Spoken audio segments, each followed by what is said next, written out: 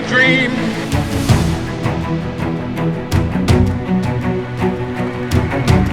I have a dream.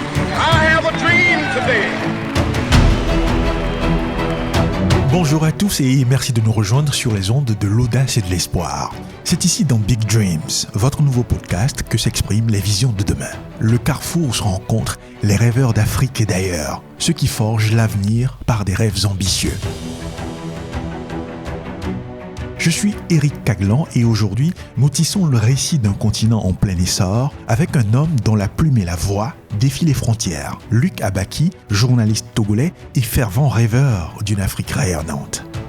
Le rêve que nous devons avoir pour notre continent, que notre chère Afrique, c'est que ce continent-là puisse désormais compter parmi les continents de référence du monde. Mais nous en avons les moyens. Mais que reste-t-il pour que ce rêve devienne réalité ? Des journalistes épanouis, conscients de leur rôle d'éclaireurs, des hommes et femmes de presse qui jouissent pleinement de leur liberté, mais aussi des avantages de la richesse de l'Afrique pour que leur contribution à l'épanouissement du continent soit totale. De l'épanouissement de l'activité journalistique dépendra le niveau d'évolution de nos États. Le journaliste, à travers sa plume, il crée un état d'esprit auprès du citoyen. C'est en réalité celui-là qui provoque le déclic du mouvement, de la dynamique d'évolution d'une société. Notre invité, Luc Abaki, fait partie de ceux qui, comme nous, sont convaincus qu'un peuple sans rêve est un peuple sans avenir. C'est dans les rêves d'aujourd'hui que germent les réalités de demain. Voici Big Dreams. I have a dream. I have a dream today.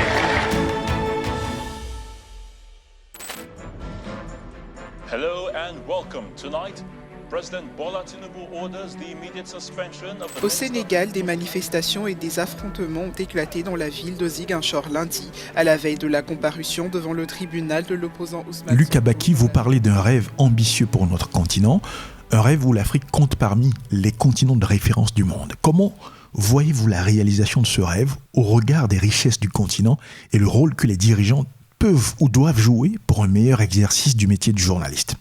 Tout le monde est conscient que sur le plan du potentiel ressources humaines, ressources matérielles, ressources naturelles, ressources minières, l'Afrique est une référence. Alors qu'est-ce qui reste ? Il reste juste que les citoyens, les journalistes prennent conscience de ce qu'ils valent et de combien par leur action ils peuvent contribuer à métamorphoser et à changer tout de façon radicale, de sorte que l'Afrique ne soit plus un continent assisté, mais un continent à mesure d'assister les autres. Donc, ça veut dire tout simplement que notre rêve doit être de transformer l'existant en une référence pour le monde dans son ensemble. Et dans cette vision, quelle place tient le journalisme ? Comment les professionnels des médias peuvent-ils contribuer à ce changement radical ? Le continent africain n'a aucune raison, dans les 10 prochaines années, d'être un continent qui soit toujours assisté. Ce n'est pas normal. D'où le besoin pour le journaliste de partir de sa réalité endogène, de l'existant endogène dans son environnement pour proposer à la population des outils de vie plus efficaces qui peuvent donner des résultats et qui permettent de réorganiser notre société de sorte qu'on transforme tout autour de nous et qu'on devienne une référence du monde. Donc ça veut dire que nous, en tant que journalistes, ayant ce privilège d'avoir des créneaux par lesquels on se fait entendre, nous devons posséder toute cette richesse intellectuelle, culturelle, spirituelle, morale, propre à l'Afrique que nous transmettons. Dans un monde où la vérité peut déstabiliser les puissants, des journalistes africains comme Luc Abaki se dressent comme des phares d'espoir et de progrès. Mais le chemin est semé d'épreuves.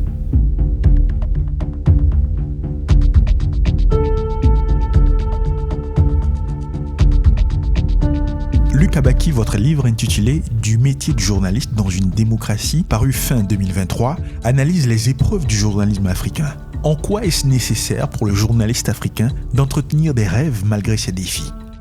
Le journaliste, c'est cet acteur prédominant et fondamental qui cultive l'esprit du citoyen, qui cultive l'esprit du dirigeant et qui, en même temps, nourrit l'ambition d'une société de plus en plus assainie. Il faut qu'il soit un homme qui porte un vrai rêve. Ce rêve de voir sa société évoluer, se métamorphoser, et puis en même temps, lui-même, il doit comprendre qu'il n'a pas d'autre choix que d'être un modèle dont l'action permet d'inspirer la masse dans son ensemble. C'est un leader d'opinion parce qu'en fait, à travers sa plume, il crée un état d'esprit auprès du citoyen. Donc, c'est en réalité celui-là qui provoque le déclic du mouvement, de la dynamique d'évolution d'une société. Voilà pourquoi, lui, il doit être modèle, dépositaire des vertus, des valeurs, des qualités qui sont inhérentes à l'être humain. Parce que s'il n'a pas ça, alors que sa voix porte auprès de tous les citoyens du monde, alors que son action, son écrit a un impact direct sur le truc, donc il construit ou alors déconstruit les sociétés. Voilà pourquoi le journaliste ne devait pas être un garçon de course. Il ne devait pas être sous la botte de qui que ce soit.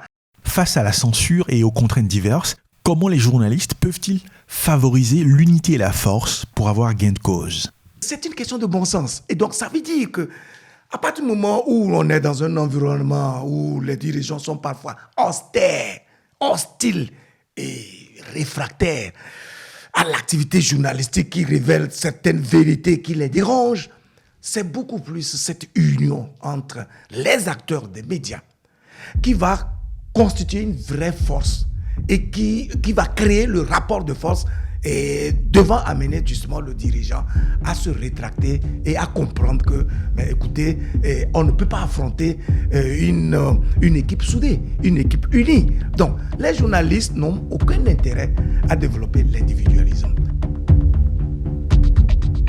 Un front uni des journalistes, une force inflexible face aux pressions. Mais la question demeure, comment cultivons-nous la passion nécessaire pour alimenter un tel rêve? La passion devrait être une flamme qui se nourrit chaque jour sous l'effet des activités, en tout cas des épreuves même que vous rencontrez lorsque vous travaillez. Voyez-vous?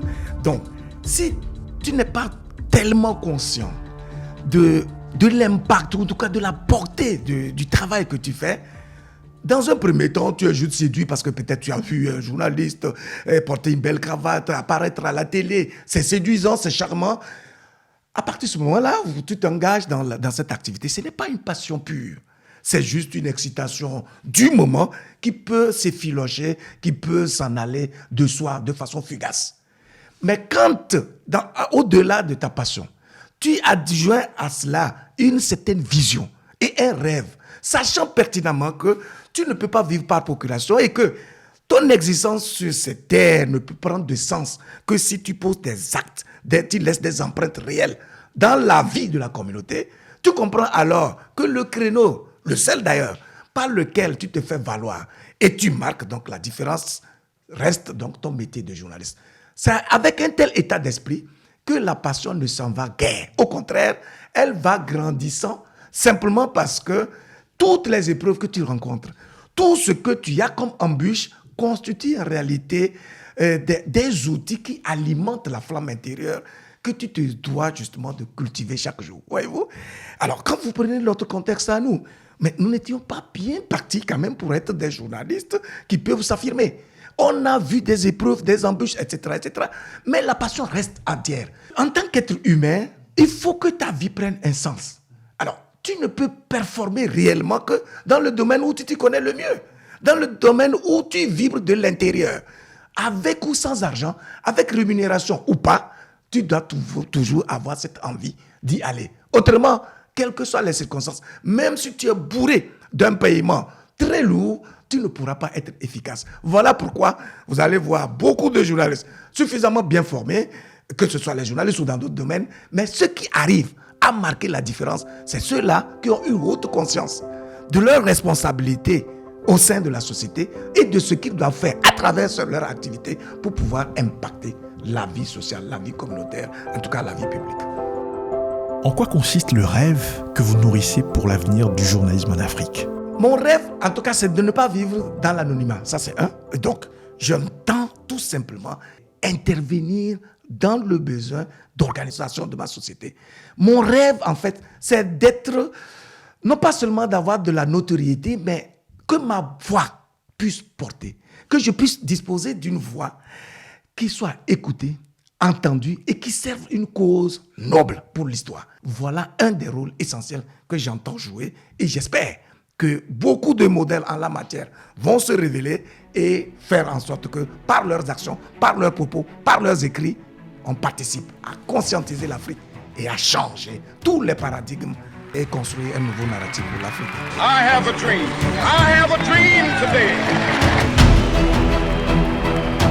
Le journalisme africain, une tapisserie tissée avec des fils de résilience, de passion et de courage inébranlables. C'est l'avenir que Luc Abaki imagine, un avenir où les journalistes façonnent le récit, éveillent les sociétés et transforment le continent en un phare de connaissance et de sagesse.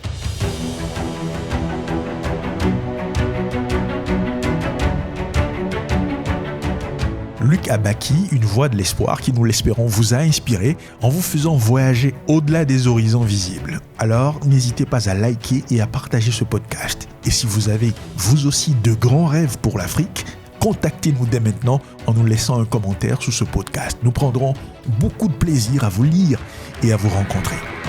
I have a dream. I have a dream today.